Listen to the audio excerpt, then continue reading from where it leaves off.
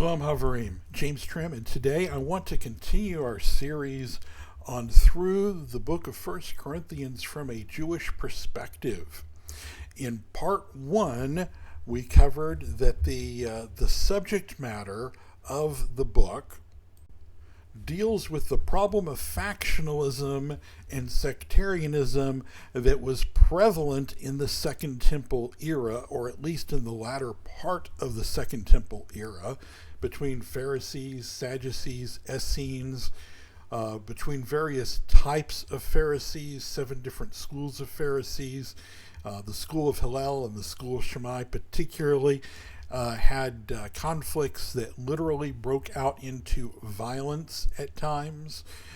Different types of Essenes. There were celibate and non-celibate Essenes and so on.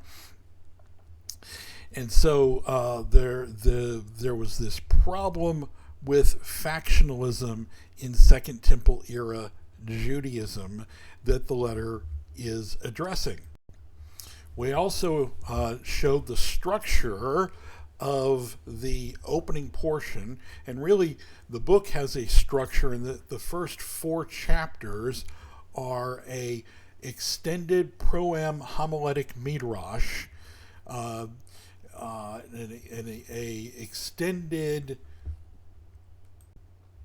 compound proem homiletic midrash with 2 sub midrashim, 2 different proem homiletic midrashim that are combined into a single master proem homiletic midrash that's extended.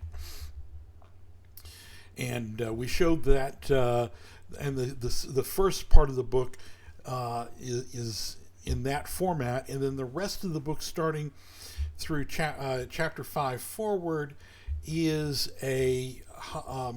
deals with halacha, and is written much more like, say, the Gemara in the Babylonian Talmud. Okay, so today we're going to talk about the first one of those compound midrashim with which Paul opens the book. But before we really get going, I need to ask everybody to please donate to support this work. Today we are $500 short in clearing the bank tonight in bills that are actually pending in our account. So we really need your support. For some of those who probably don't know, we had a family emergency recently, and so we've been trying to get through some financial difficulties.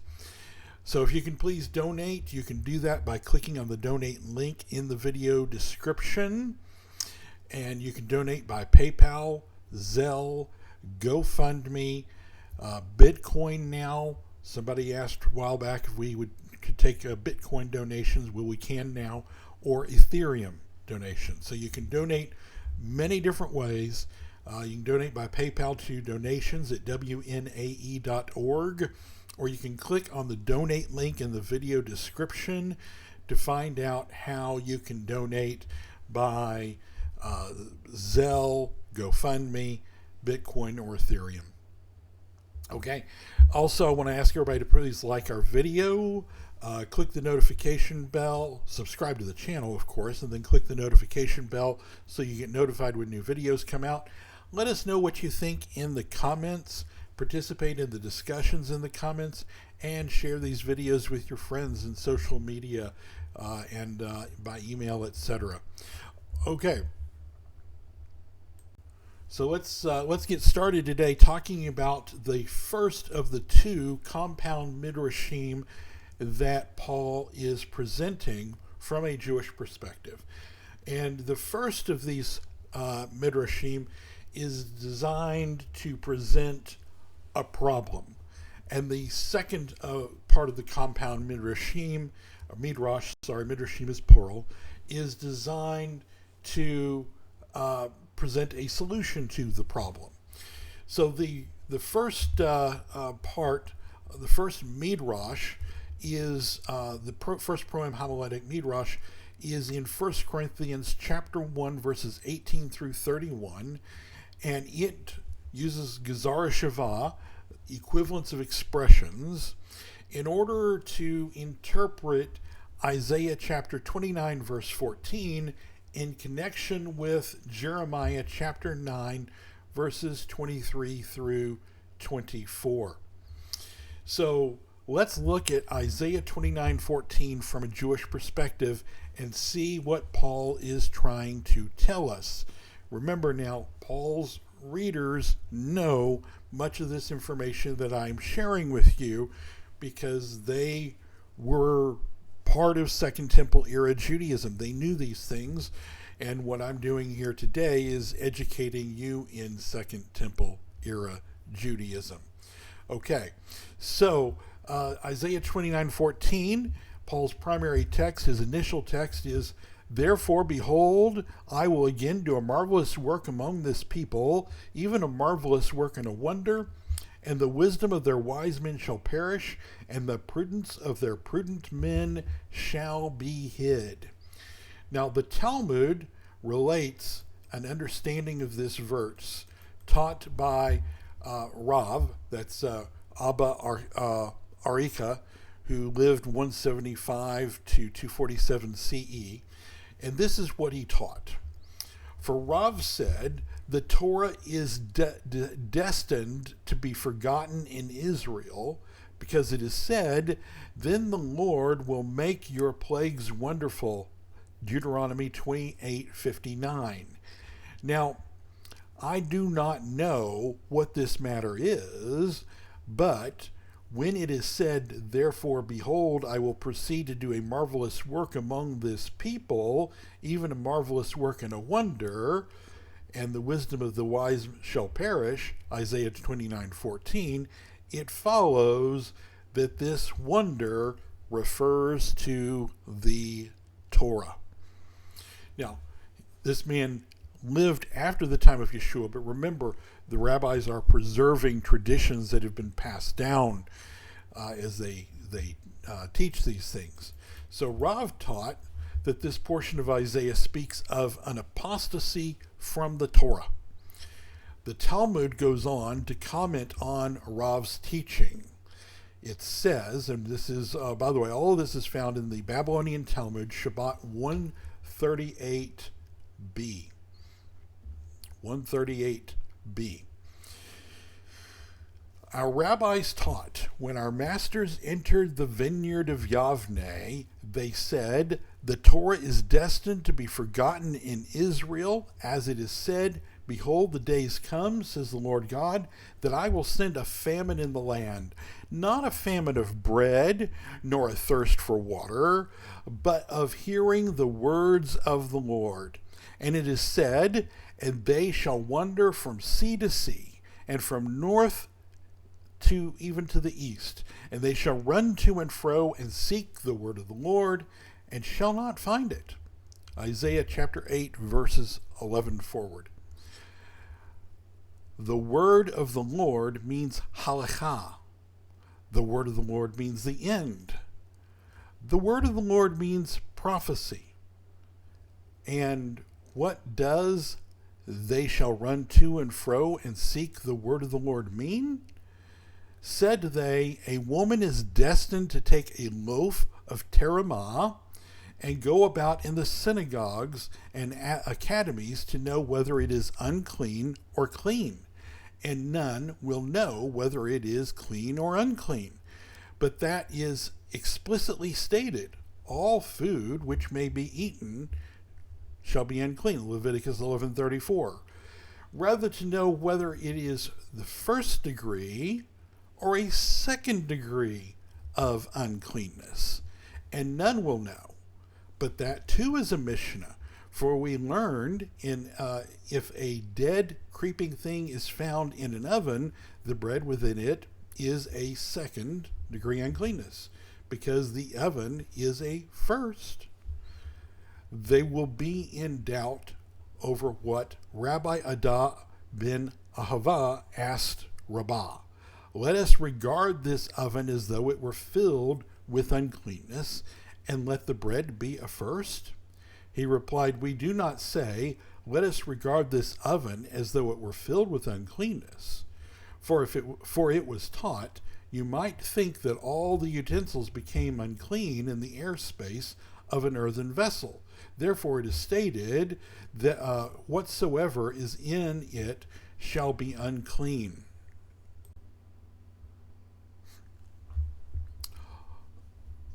All food therein which may be eaten, food and liquids become unclean in the airspace of an earthen vessel.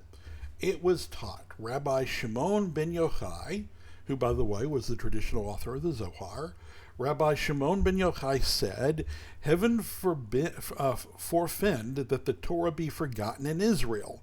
For it is said, for it shall not be forgotten out of the mouths of their seed.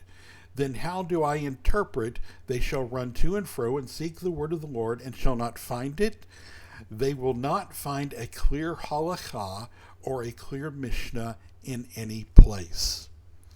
So the rabbis understood the apostasy of Isaiah chapter 29 to be that of the apostasy mentioned in Amos chapter 8, verses 11 through 12. Now, Amos chapter 8, verses 11 through 12 reads, "Behold, the days come, says Adonai Yahweh, that I will send a famine in the land, not a famine of bread, but a thirst for water, but of hearing the words, nor a thirst for water, but of hearing the words of Yahweh. And they shall wander from sea to sea, and from north even to the east, and shall run to and fro to seek the word of Yahweh, and shall not find it." Now, the rabbis understood this not to refer to the written Torah, but to the halacha derived from the written Torah. And this is exactly the way Yeshua understood Isaiah chapter 29, verses 13 through 14 as well. The Talmud goes on to, we can see that in Matthew chapter 15, by the way. The Talmud goes on to present a related teaching from Rabbi Yosei ben Elisha. Again, reading in Shabbat 139a now, as it has progressed, it was taught, Rabbi Yosei ben Elisha said, "If you see a generation overwhelmed by many troubles, go forth and examine the judges of Israel. For all retribution that comes in the world comes only on account of the judges of Israel. As it is said, hear this, I pray you, you hands of the house of Jacob, and rulers of the house of Israel, that abhor judgment and pervert all equity. They build up Zion with blood, and Jerusalem with iniquity. The heads thereof judge for reward, and the priests thereof teach for hire, and the prophets thereof divine for money. Yet will they lean upon the Lord," etc., quoting Micah chapter 3, verses 9 through 11. The Talmud continues, "They are wicked, but they place their confidence in him who decreed, and the world came into existence. Therefore the Holy One, blessed be he, will bring three punishments upon them, answering to the three sins which they cultivate. As it is said, therefore shall Zion your sake be plagued as a field, and Jerusalem shall become heaps, and the mountains of the house as the high places of a forest." Referencing there Micah chapter 3, verse 12. The Talmud continues, "And the Holy One, blessed be he, will not cause his divine presence to rest upon Israel until the wicked judges and officers cease out of Israel. For it is said, and I will turn my hand upon you and thoroughly purge away your dross, and will take away take away all your sin, and 10, and I will restore the judges as at the first, and your counselors at the beginning." Referencing Isaiah chapter 1, verses 25 forward. So, Rabbi Yosei sees this apostasy that we're speaking of in Isaiah 29, verses 13 through 14, the same apostasy that Paul is referring to here in 1 Corinthians, likewise as manifesting itself through apostate judges, members of the Sanhedrin, who gave apostate rulings and therefore apostate halacha. There's much written on this portion of the Talmud on this subject, which is worthy of study. But the key point I want to make here is that the sages of the Talmud and Yeshua both understood this portion of Isaiah to refer to an apostasy from true and correct halakha. The previous verse of Isaiah reads, verse 13, and Yahweh said, this is Isaiah 29:13, and Yahweh said, for as much as this people draw near, and with their mouth and with their lips do honor me, but have removed their heart far from me, and their fear of me is a commandment of men learned by rote. So here Yeshua quotes Isaiah 29:13 in a debate with a certain group of Pharisees in Matthew chapter 15. Now, many who attack Jewish tradition and the oral law cite Yeshua's words in Matthew 15 verses 1 through 9 and the parallel in Mark 7, 1 through 13 concerning the traditions of men. These commentators argue that the traditions of men that Yeshua speaks of in this passage are either the traditions of the Talmud or the oral law or Jewish traditions in general. But if we examine these verses to see what they are actually saying, you can actually see that they can accurately be applied to the Jewish traditions of the Talmud. Matthew 15 verses 1 through 9, we read, then came near to him scribes and Pharisees from Jerusalem, saying, why do your Talmudim transgress the decrees of the elders? For they clean not their hands when they eat bread. But he answered them and said, and why do you transgress the commandments of Elohim? Honor your father and your mother, Exodus 20:12 and Deuteronomy 5:16. And moreover, it is written, and he that curses his father and his mother shall die, shall surely die, Exodus 21:17 and Leviticus 29. But you say, whoever says to his father and mother, it is all an offering, korban, whatever of mine might profit you. And he honors not his mother and his father.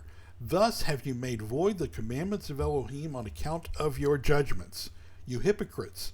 Yeshayahu, or Isaiah, did well indeed to prophesy concerning you, saying, this people honors me with their mouth and with their lips, but they have removed their heart far from me, and their fear of me is a commandment learned of men. Now there's some important things we can immediately learn from these verses. First, Yeshua is addressing a specific group of Pharisees whom he's having this encounter with, not Phariseeism in general. And Yeshua is not criticizing tradition in general, but only traditions of men, specifically only traditions of men which conflict with the written Torah.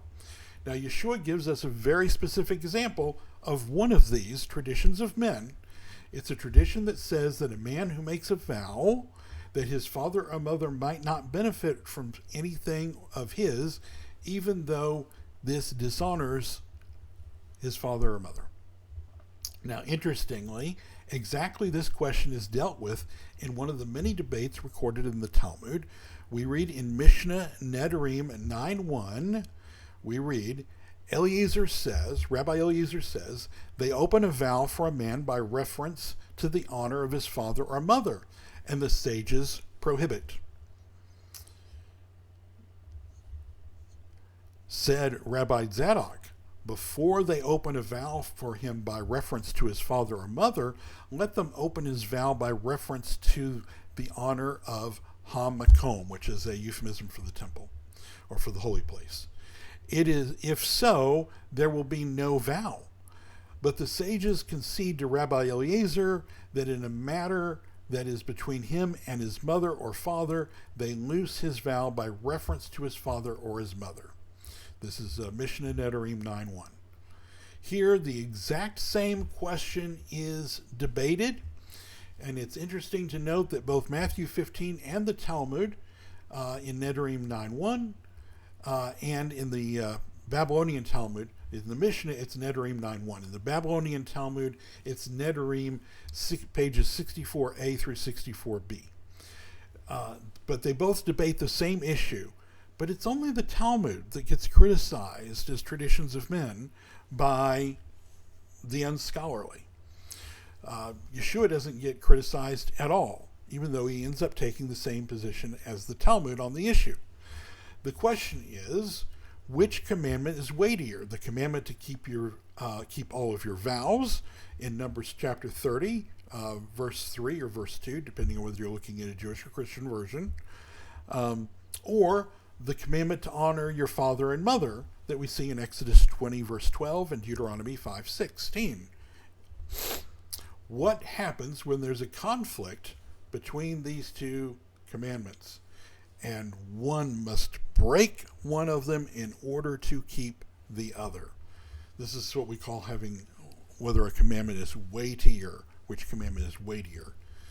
Now, for a complete understanding of this section of Talmud, you can see my video that we did previously, Talmud for Beginners, Lesson 1.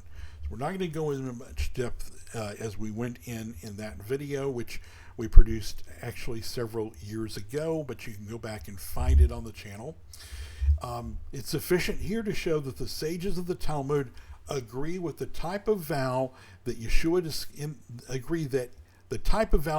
discusses, i.e. one that involves a matter that is between him and his mother or father, is loosed and therefore should not be kept if it dishonors one's mother or one's father. So Yeshua and the Talmud agree with each other against the traditions of men. For anyone to try to identify the traditions of men of Matthew 15 and Mark 7 with the traditions of the Talmud and the Oral Torah, or Jewish tradition in general, they're either being dishonest or very shoddy scholarship. Yeshua's point here is that a tradition that conflicts with the written Torah should not be kept, a point which any Orthodox rabbi would agree. The traditions of men spoken of in Matthew 15 and Mark 7 are not the oral law, the Talmud, or Jewish tradition in general. In this case, the sages of the Talmud stand with Yeshua in opposing traditions of men that conflict with the written Torah, even in the specific example that Yeshua gives in these verses. That the rabbinic authorities themselves would apostatize from a true and proper understanding of the Torah. Returning to our original subject, one key difference is that Yeshua saw this apostasy, in other words, referring to Yeshua's, in Matthew chapter 15, Yeshua's analysis, if you will, or his use of Isaiah 29:13, is in keeping with the Talmud's use of Isaiah 29:14, both verses going together, in talking about this apostasy from true and proper understanding of the Torah, true and proper halacha, and true and proper judges, not apostate judges. One key difference is that Yeshua saw this apostasy from sound halacha as already having taken root by his day. It was not Pharisaic traditions and oral law in general that he opposed, as his halacha in Matthew 15 concerning oaths agrees with the ruling we find in the Talmud. However, he saw and criticized bad halacha that certain Pharisees were teaching in his days. However, the rabbis that reestablished the Pharisaic Sanhedrin at Yavne saw it around 90 CE, by the way, saw it as yet future, as in Shabbat 138b in the Babylonian Talmud. It's also interesting to note that even the Talmud sees an eventual apostasy of the halacha and judges of rabbinic Judaism.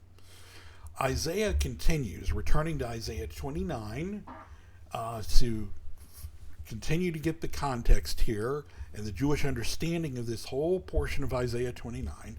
Isaiah continues, "Woe unto them," verses 15 through 18, "Woe unto them that seek deep to hide their counsel from Yahweh, and his works are in the dark, and they say, Who sees us, and who knows us? O your perversity! Shall the potter be esteemed as clay, that the thing made should say to him that made it, he made me not? Or the thing that formed say to him that formed it, he has no understanding? Is it not yet a very little while, and the Lebanon shall be turned into a fruitful field, and the fruitful field shall be esteemed as a forest? And in that day the deaf shall hear the words of a book, and the eyes of the blind shall see out of obscurity and out of darkness. And then verse 19, Isaiah says, the humble also shall increase their joy in Yahweh, and the neediest among men shall exult in Hakadesh of Yisrael, the Holy One of Israel. So the Targums were Aramaic paraphrases of the books of the New Testament, of the Tanakh, the Targum Jonathan was the authoritative Targum of the Navaim. These were read as paraphrases along with the actual Torah and half-Torah readings in the synagogues in ancient times. So the Targum written by Jonathan ben Uziel to Isaiah 29:19 says, and those that have suffered affliction on account of the word of Yahweh shall increase their joy, and the poor, the sons of men, shall rejoice in the word of the Holy One of Israel. So the Targum sees this apostasy as causing affliction to those who follow the word of Yahweh, the Memra. Now we've done videos on the Memra and the word of Yahweh in the rabbinic literature and in Philo previously. And that this end will remain a rejoicing for those who follow the word, the Memra. Isaiah then continues in verse 20, verses 20 through 21. For the terrible one is brought to naught, and the scorner ceases, and they that watch for impurity are cut off, that make a man an offender by words, and lay a snare for him that reproves in the gate, and turn aside the just with a thing of naught. Now, we've spoken many times before about this ancient Nazarene commentary to Isaiah that is preserved in the writings in Jerome's commentary to Isaiah. He 4 times quotes an ancient Nazarene commentary to Isaiah that is now lost to us, but we just have these 4 quotations. And this ancient Nazarene commentary to Isaiah says on these verses, Isaiah 29, 20 through 21, the interpretation is concerning the scribes and Pharisees. For the Tanaim passed away, who earlier deceived the people with very bad decrees, and they watched day and night to deceive the simple ones, who made men sin against the word of Elohim, that they should deny that the Messiah was the Son. Okay, so they're all singing the same song here. Yeshua's, well, what we'll be looking at what Paul is saying, but Yeshua's use of Isaiah 29 in Matthew 15 and Mark 7, what the Talmud says about it, about Isaiah 29 and how it's using it, what the Targum says about Isaiah 29, and now even what the Nazarene commentary on Isaiah is saying about Isaiah 29. It all flows together and gives us this nice Second Temple era Jewish interpretation that was understood both by Pharisees and by Nazarenes, that this talked about an apostasy of Israel away from the word, and an apostasy of halacha, and an apostasy of the judges that would produce bad decrees. Okay, so the problem at Corinth was factionalism, which is a problem, as I said, that plagued Second Temple era Judaism. Second Temple era had been fractured into various sects and factions that couldn't agree about halacha. As the Talmud says, quote, they will not find a clear halacha or a clear mishnah in any place. okay, as we saw in the Talmud earlier. And the Nazarene commentary on Isaiah refers to, quote, very bad decrees. Paul cited Isaiah 29:14 because Isaiah 29 is a prophecy that Israel would suffer exactly the fate it had suffered, that would lead to these conflicts in halacha that have to be dealt with. In his second midrash, which we will talk about in our next segment, he will present another proem homiletic midrash that's part of this compound extended homiletic midrash that tells us about the solution to this problem, and that will be the topic of the next part in this series in the next video. All right, I want to encourage everybody to please, again, donate to support this work. We can't do it without you. You make it possible. You make it possible to be able to make these videos. And for those that don't know, my wife is chronically ill and she's disabled, and I'm her at-home caretaker, so you're helping us out there as well. You can do that by sending donations by PayPal to donations@wnae.org, or you can click the donate link in the video description. From there you can donate by PayPal, Zelle, GoFundMe, and now we've also added by request where you can donate with Bitcoin and Ethereum. Okay. Where else are you going to get this kind of information and study on the understanding of the writings of the Nazarenes, the books of the so-called New Testament, from a Jewish perspective on this kind of level? So please donate to support this work. We need your help now more than ever. Today, we are facing a $500 shortfall in bills pending in our account tonight. So if you can donate today, please do. Again, click the donate link in the video description or send donations by PayPal to donations@wnae.org. Don't forget to like our video. Don't forget to subscribe to our channel. Click the notification bell. Let us know what you think in the video comments. Participate in the discussions in the comments and share these videos with your friends. Until next time, everybody, shalom.